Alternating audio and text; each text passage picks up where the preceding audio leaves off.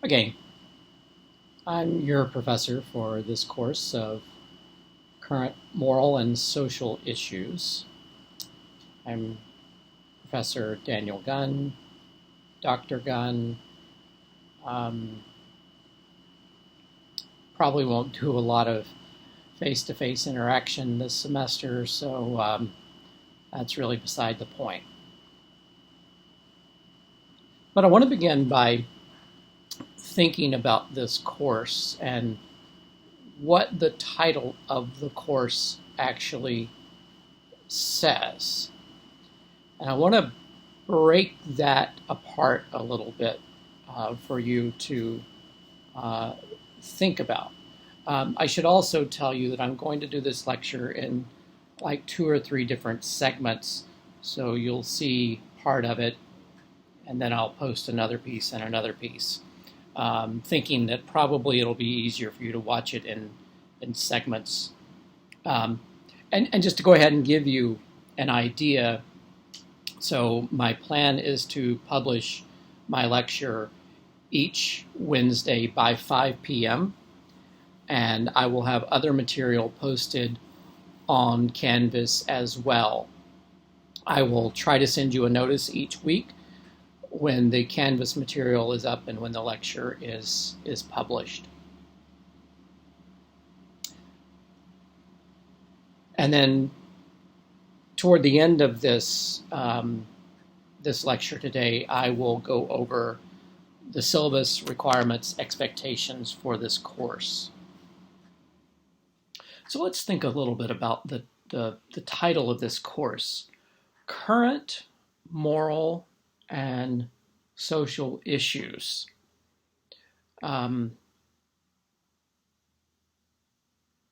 So when we say current, what are we talking about? Clearly, we would be talking about some things that could be or might be in the news today. And so I've changed the course around a little bit because some of the things that I often talk about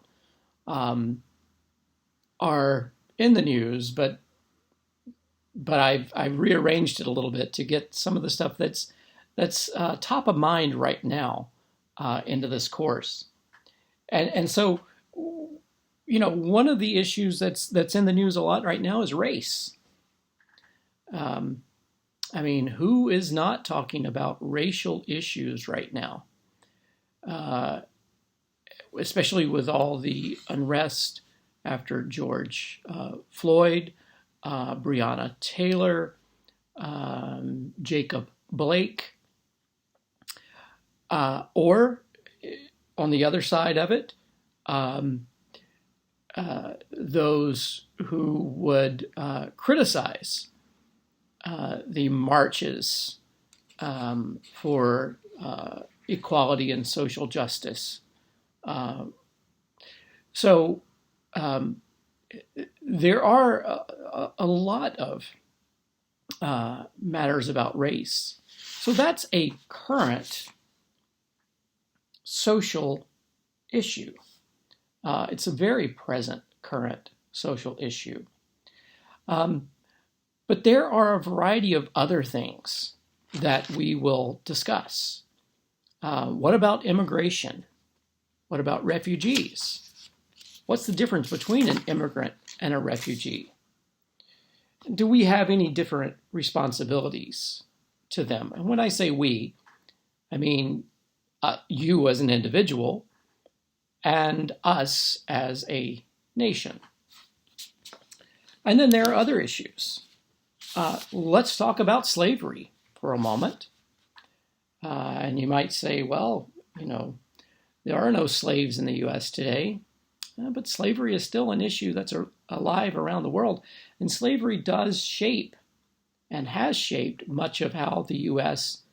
Has functioned and has developed over 400 years of history. Capital punishment.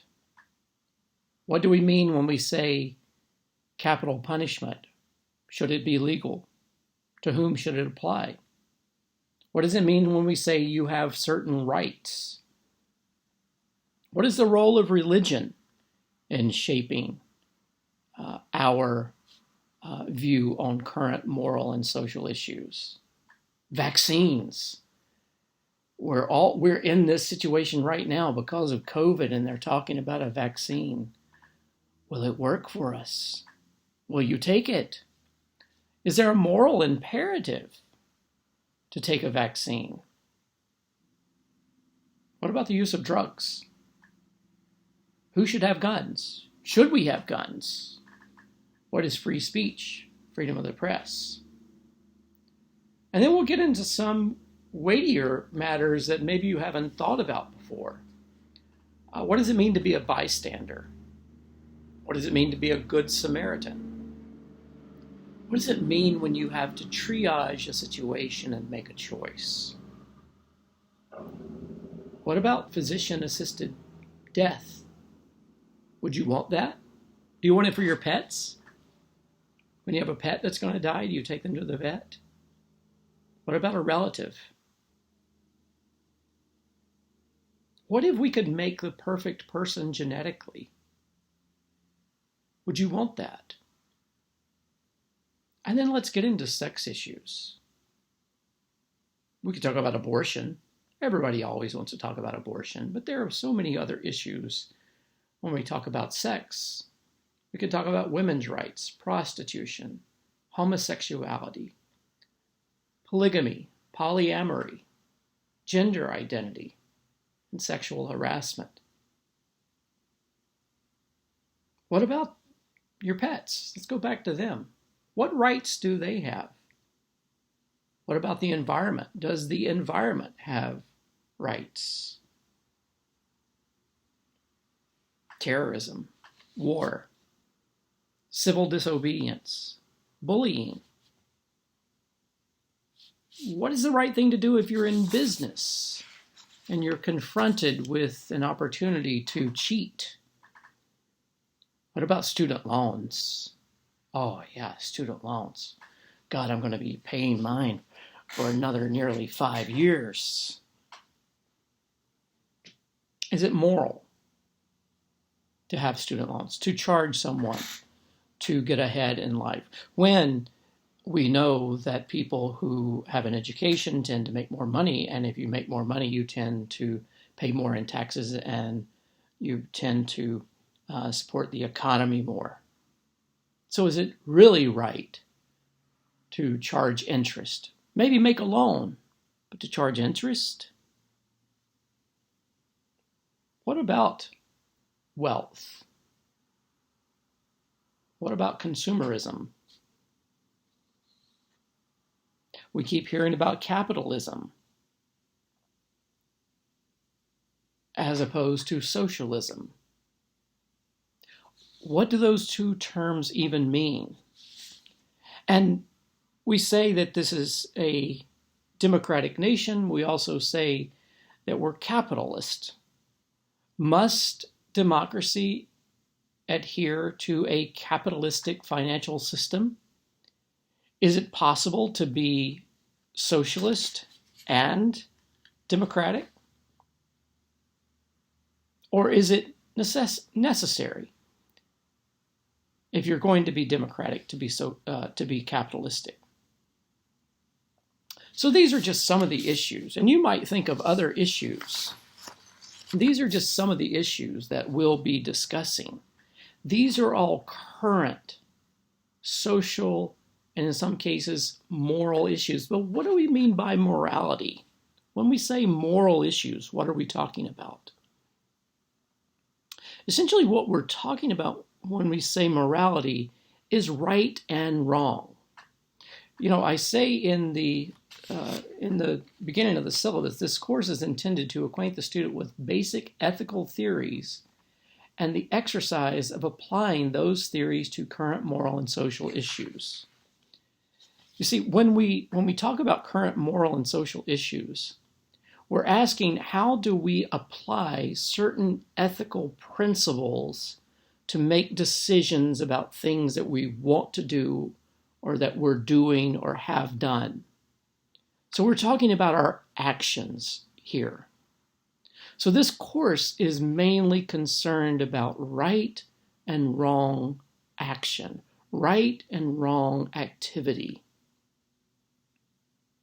If you intend to never leave home, if you intend to never engage with another person, then you don't need this course. But no matter what your discipline, whatever it is that you're studying, you will encounter ethical dilemmas, moral dilemmas. And here's the secret of this course. I'm not going to ask you to memorize facts. That's not this type of course. This is not a course where you are asked to learn a lot of facts, although you will learn some things along the way. Rather, this course is intended to help you think about what it is that you say you believe. It's intended to challenge you into having some type of explanation for your own point of view, your own belief system. And my goal is never to get you to change your mind. However, being presented with facts and reality and to obstinately stick with your beliefs is also not very helpful. No, I'm not going to fail you for doing that. No. But you're probably not going to get the most out of this course that you possibly could. So I would encourage you to be very open as you listen to these lectures and you view the clips that I will post, as you read the articles and things that are in the textbooks and things that we'll share. Now here's a reality. We're going to start out a little bit slow. We're going to start out talking about some ethical theories. Those are intended to give us a container in which to discuss these topics that will come up. So if we're talking about, let me just choose one here. If we're talking about environment, the environment and what rights the environment have, does the environment have rights? What rights might it have? You can approach that from different ethical systems, constructs. So you can approach it as a consequentialist. You can approach it as a non-consequentialist. And we'll talk about what those mean. And so that when you approach the ethical and moral issues that we'll talk about in this class, it'll be important then for you to have this background to know how to discuss some of these things. And that'll also help you know, it'll also help you know how to structure your arguments for things. So, morality, ethics, current issues. Let's get into some of those ethical theories. Actually, let me ask you before that, and do a thought experiment with me. What's the most important thing that you have? Whether it's something you own or not. Think about it right now. If we were in class, I'd ask you to write it down. So what is the most important thing that you have? Is it your car? Is it your life? Is it your integrity? Is it your family? Is it your education? Well, as we look at some of those things that are important to you, Some of them have intrinsic value. They are intrinsically valuable. They are irreplaceable. And they are valued in and of themselves because of what they are. So, for example, your life is intrinsically valuable. And because you would believe that your life is intrinsically valuable, you would extend that then to another person and you would say their life is intrinsically valuable. So intrinsic value is something that has value in and of itself. It is irreplaceable. Your integrity is intrinsically valuable. Once it's compromised, once your integrity is gone, will anyone ever trust you again? Probably not. Just like you can never get your life back if you die, to reestablish trust, integrity, is a very difficult thing to do. So those things are intrinsically valuable. But some of you might have listed your car as something of great value to you. And if I would to ask you, why is your car valuable?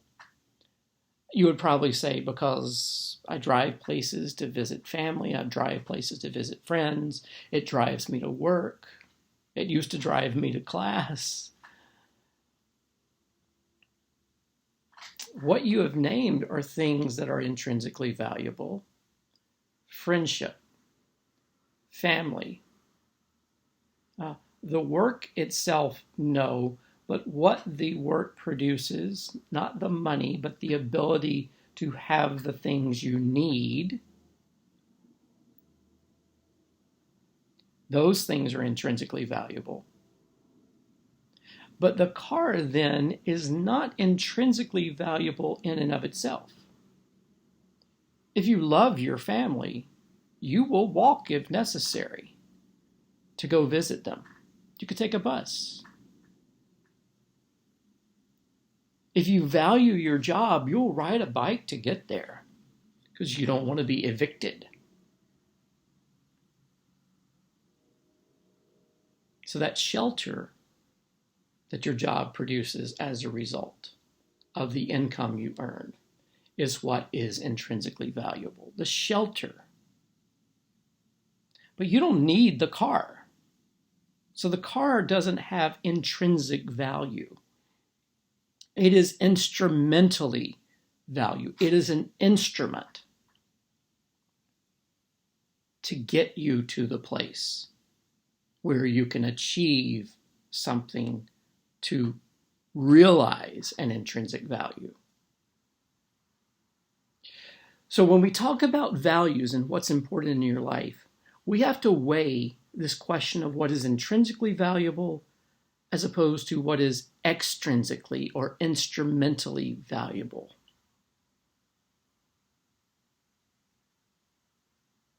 What is valuable then?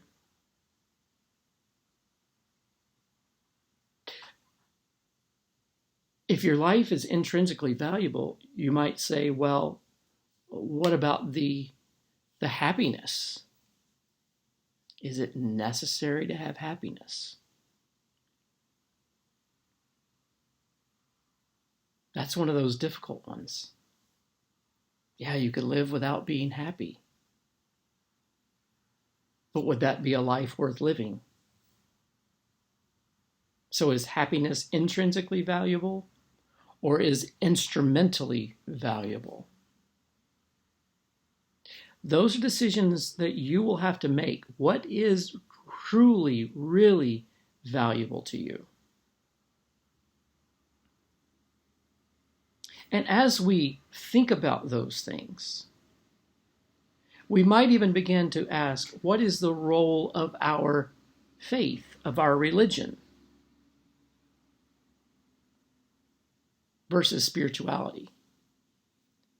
Is spirituality the same thing as religion?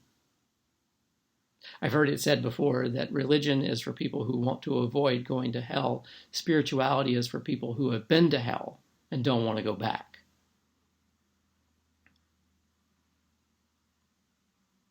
The fact of the matter is, someone can be very spiritual without a religious system.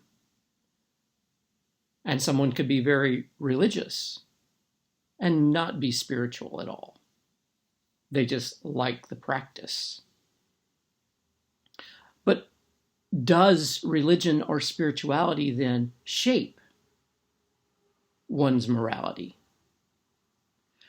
And is it possible to be moral, ethical, to do what is right without religion and without spirituality?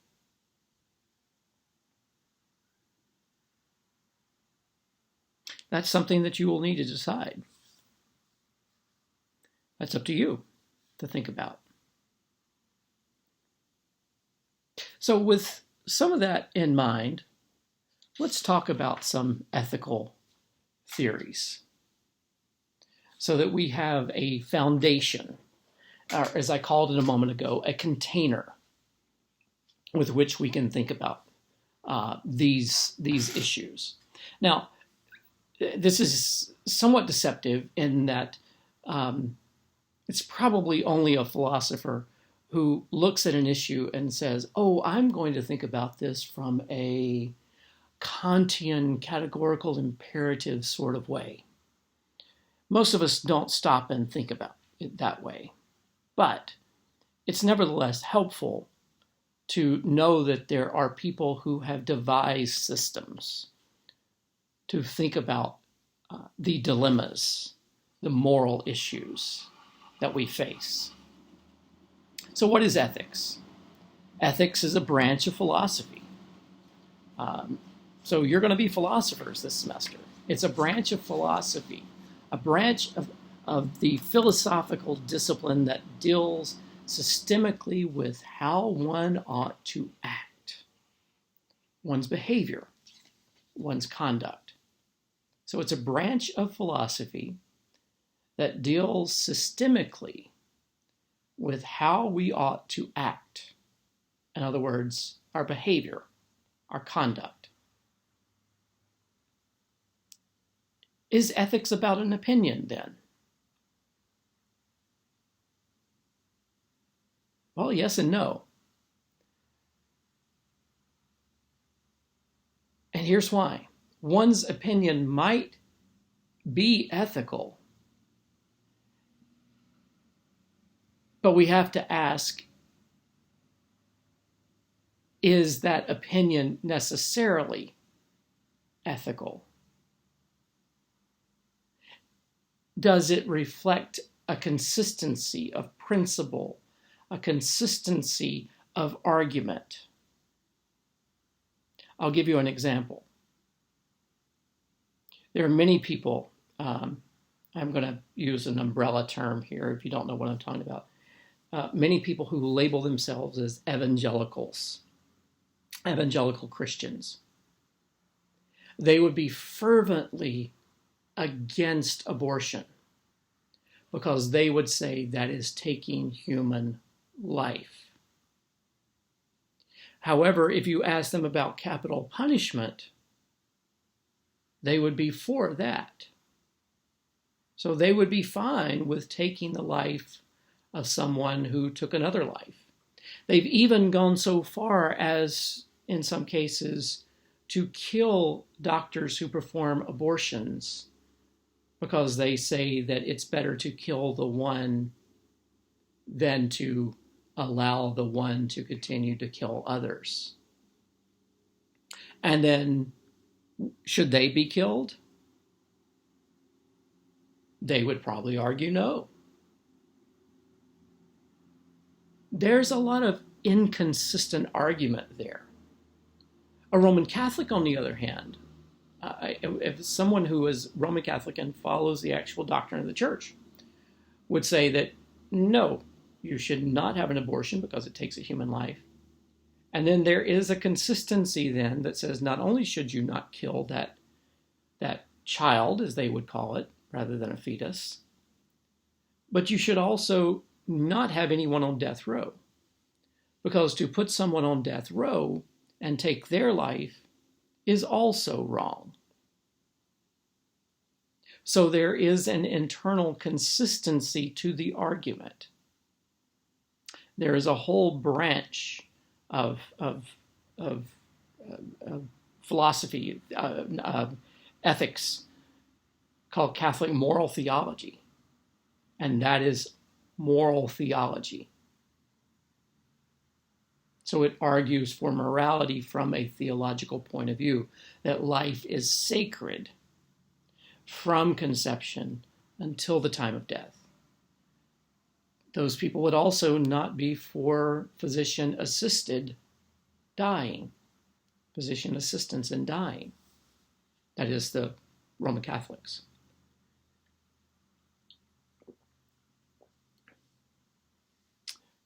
But why, if we're going to put someone on death row and we're going to say it's okay, let's just say they're 35, 40 years old and they're going to the electric chair. Why can't we harvest their organs? Why can't they donate a kidney if we're going to kill them anyway? Take both kidneys, put them on dialysis for a couple of weeks until they're dead. We're going to kill them anyway. Don't inject them with drugs or anything.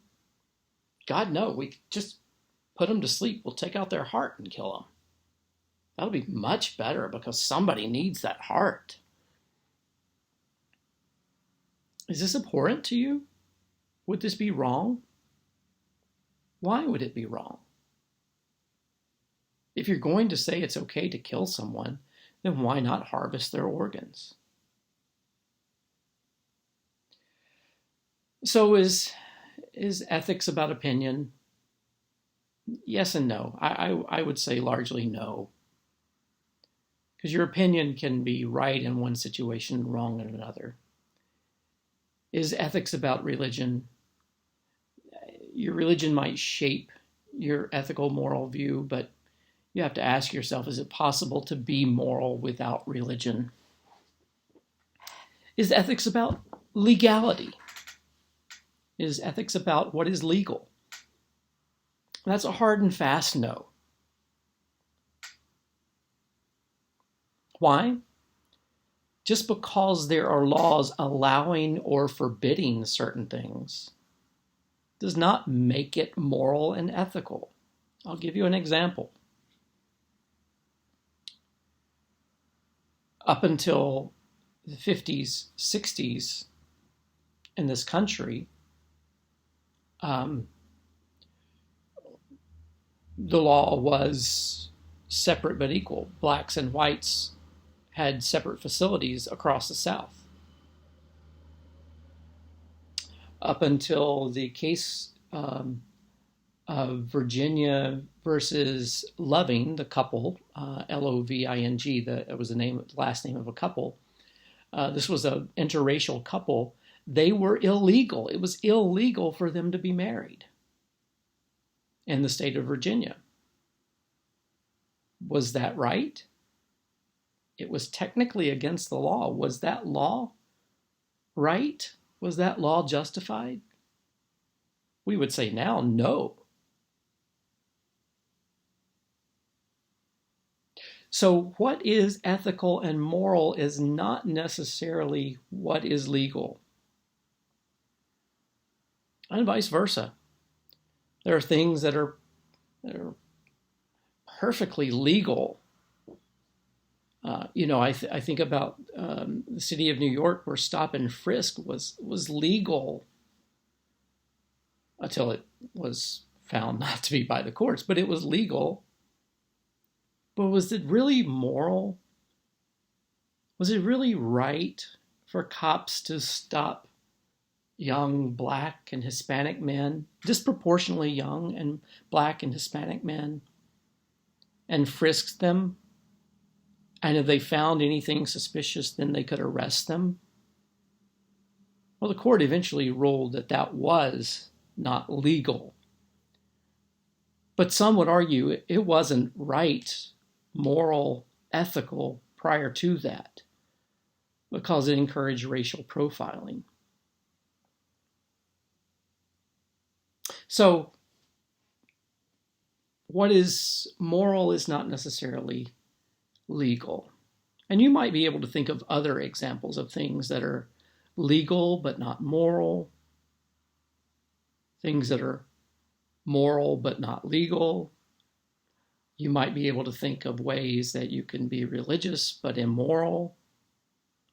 Look at, pedophilia in the Roman Catholic Church, not homosexuality, but pedophilia in the Roman Catholic Church. Very, very religious. How much more religious can you be than being a priest? But religion did not make one moral. But you could also say that a lack of being non-religious doesn't make one immoral. So you might be able to think of lots of other examples of this. You might be also able to think about situations where an opinion is not necessarily the same thing as what is moral and ethical. But let's begin to talk about some ethical theories.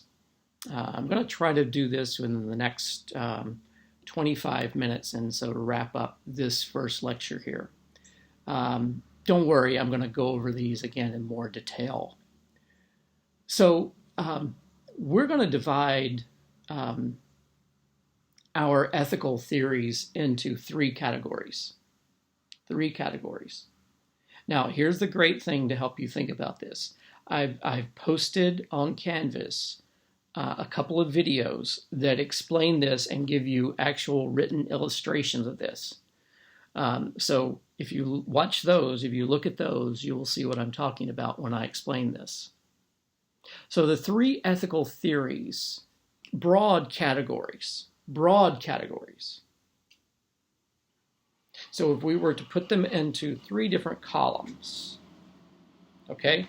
Three columns, 1, 2, 3. In the first column over here, we're going to put an ethical theoretical system we call consequentialism. Consequentialism. Consequences is the key word there. The consequences of your action. Consequences. Consequentialism. In the second category, we're going to put non-consequentialism. You don't consider the consequences of your action. So consequentialism, non-consequentialism, and then in this third column, we're going to call it alternative ethical theories. Alternative ethical theories. So let's talk about these in this first column. Consequentialism. Consequentialism, again, the key word there is the consequences. So when we talk about consequentialism, we're talking about the end result. The end result. In philosophy, in ethics, we use the term teleological. T-E-L-E-O-G-I-C-A-L.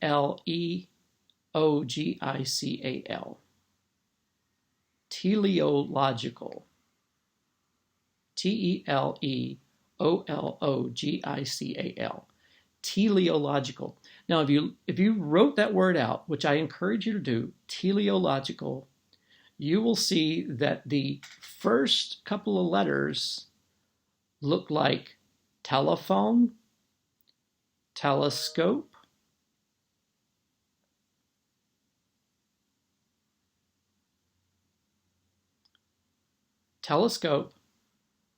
telephone.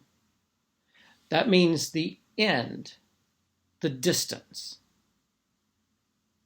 So the very end result. So in consequentialism, you are looking at the end result, the consequences. So we call it teleological. Teleological. Now, there are a couple of types of teleological systems, theories that we could talk about then. The first one is egoism. Now, there's different types of egoism. Don't get buried in that. Just know that it's egoism. Egoism. Egoism. The ego is about me, right? That's what ego means. So in an egoistic system, if you approach something in morality, if you approach a moral dilemma as an egoist, you're asking, how is this going to affect me? So again, consequences, teleological, you're looking at the end because you want to know how it's going to affect you. You don't care about anyone else. It's not their interest that you're concerned about. It is simply about your interest. That's egoism. Another type of consequentialism or teleological system is called utility. The principle of utility. Utility asks the question, what is the greatest good for the greatest number of people? What is the greatest good for the greatest number of people? That's the principle of utility. What is the greatest good for everyone as much as you possibly can? In some ways, that's essentially what democracy is. You allow people to vote on what is the greatest good. But in ethics, you're not limited to a vote. We're not talking about a vote. In ethics, that is not what we're talking about.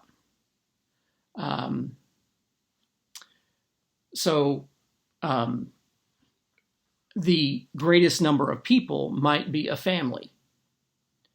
And your family might sit down at the dining room table and you might you might be discussing a problem, a dilemma. Is it right to take granddad off of the, any life-sustaining equipment, stop medication, stop feeding, stop water, or hydration and nourishment, and allow him to die? Is that right?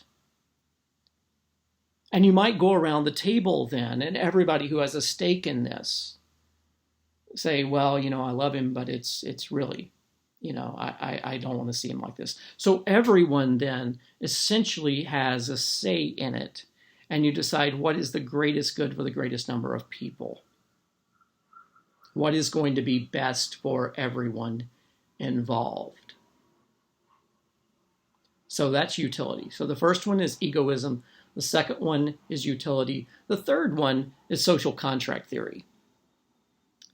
Social contract says that we live in an unwritten contract with each other. So part of the social contract, I'm going to give you a perfectly good, reasonable, simple example. I'm going to wear deodorant. There is no law that says I have to wear deodorant. No law says I have to do that. I can go to any business I want to and stink to high heaven. There's no law that says I have to. However, if I'm going to live in society with other people, then there are certain things that I tend to do. And one of those is I tend to wear deodorant. And you tend to do it as well, so that we can be in relationship with each other. So we have entered into a social non-written contract. One example that I use sometimes, and I wish we were in class right now because I would love this example, is the rule is it's not written anywhere, but you go to a country where they do this the opposite, and you'll understand. You walk on the same side of the sidewalk on which you drive. So in the U.S., which side of the road do we drive on? We drive on the right side, correct? Yes. So when you're going upstairs, when you're walking on a sidewalk, when you're walking down the aisle at a store, the rule is you stay to the right. Now, you might have never heard that before, but here's the thing I'll promise you. Go spend a couple of weeks in England and walk on the street. Walk on the stairs. You're going to be bumping the hell into people all the time. Because as an American, we usually walk on the right. They, as the British, they walk on the left. Because they drive on the left-hand side of the road. And that's why if you go to England, for example, and you're going to cross a street, they have these things emblazoned across the street saying, look left. Because the car is going to come from this way. In the U.S., you look to the right. I know in this video that might look crooked or backed up.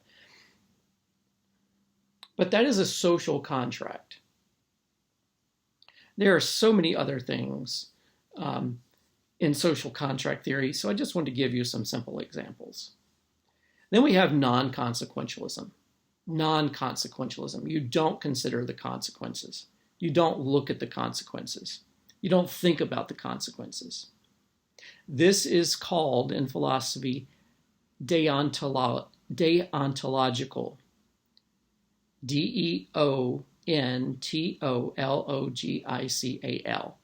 Deontological. The way to remember this one is take the D, and it stands for duty, D-U-T-Y. So in non-consequentialism, you don't look at the consequences. You don't look at what's going to happen.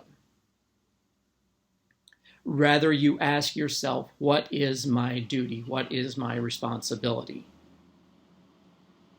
What is my responsibility? What is the right thing, not worrying about the consequences? And so there are a couple of, just like there's egoism, utility, and social contract under consequentialism. Under non-consequentialism, we have, the first one is divine command. Do the gods command you to do something?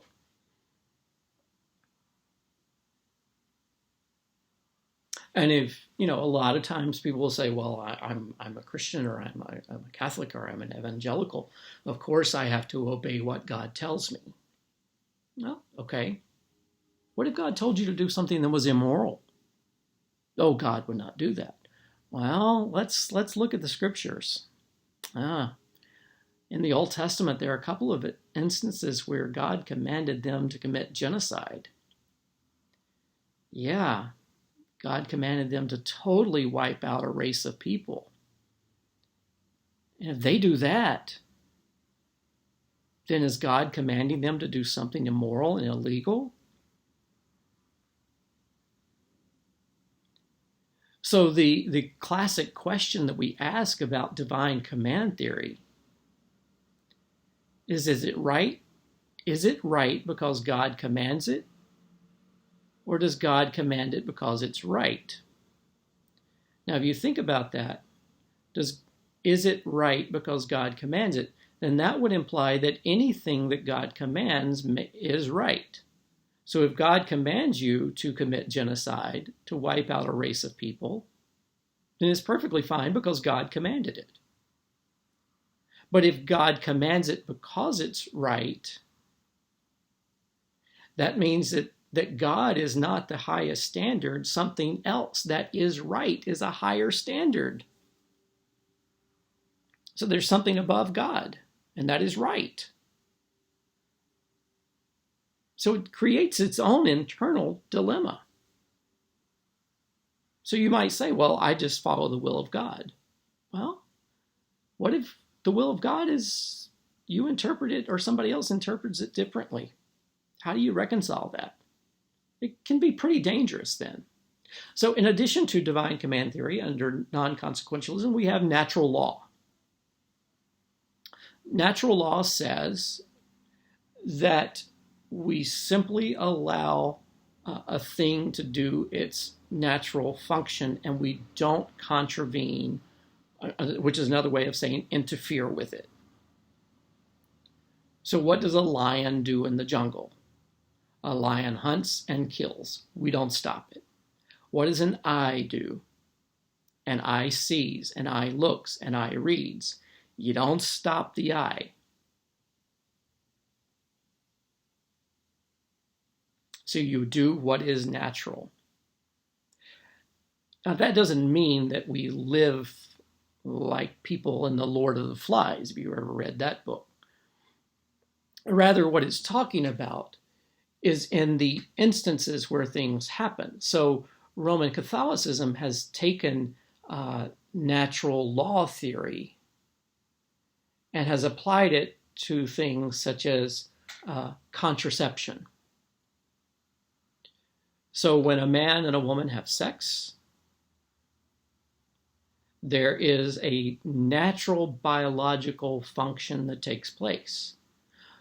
If the woman has ovulated and there is an egg there ready to be fertilized and the man ejaculates while they're having sex, well, then the natural thing would be for that sperm to fertilize the egg and for the egg to implant and for the couple to conceive. To contravene what is natural then would be to wear a condom. And that would be, in their mind, unnatural. Or to take a birth control pill, which prevents pregnancy. That would be unnatural. In Roman Catholic theology, then, that follows this natural law theory, the only way, even, if you will, for lack of to be crass here, just so you understand, even pulling out would not be entirely right, because there should be climax during coitus. The only natural way to avoid pregnancy would be to follow the woman's cycle and have sex during the time she is not capable of being pregnant, which is, well, you figure it out. Because that is natural. That's when it naturally doesn't happen. Which then becomes the basis for why homosexuality is opposed. Which then becomes the basis of opposing contraception, which also then leads to opposition for abortion because life begins at conception. Now, I know all this is complicated. We will revisit this at some point. The point is, in natural law theory, you look and you do what is natural. You ask, what is the natural thing here? And you follow that. The third one in non-consequentialism or deontologicalism is called the categorical imperative, or Kantianism. Categorical imperative or Kantianism. Really got to wrap this up. And in the categorical imperative, it says that you should never act in any way that you would not want your action to become a universal law. So if I don't want it to become a universal law, universal meaning applies to everyone, that I steal office supplies. If I don't want anybody to steal office supplies, then I should never steal office supplies. Because if I steal office supplies, I am giving tacit approval to anyone else to steal office supplies. And I'm saying it would be perfectly fine. If I don't want somebody to steal from me, then I should never steal to anyone else. Immanuel Kant, the philosopher that came up with this, he even envisioned a scenario in which a murderer is looking for your friend. And you know where your friend is, but the murderer does not. And the murderer asks you, where is your friend? And Kant says, is it okay to lie to the murderer? Because you know the murderer knows the location he's going to kill your friend. Kant says, no, you can't lie to the murderer. Because to lie to the murderer would say that it's okay in any situation to lie. And I wouldn't want somebody to lie to me about even something small. And so therefore, I would not want to make it a universal law that it's okay to lie. And because I would not want that, well then, so be it. I don't lie. Not even to the murderer. Guys, I'm going to have to stop right there for today. So we've looked at, not for today, but for this part of the lecture, we've looked at two categories of the three that I'm talking about: consequentialism, non-consequentialism, and then when I pick this up in a little bit, we're going to look at alternative theories. So for now, we looked at consequentialism, non-consequentialism. I'll get to alternatives in just a bit. Thanks.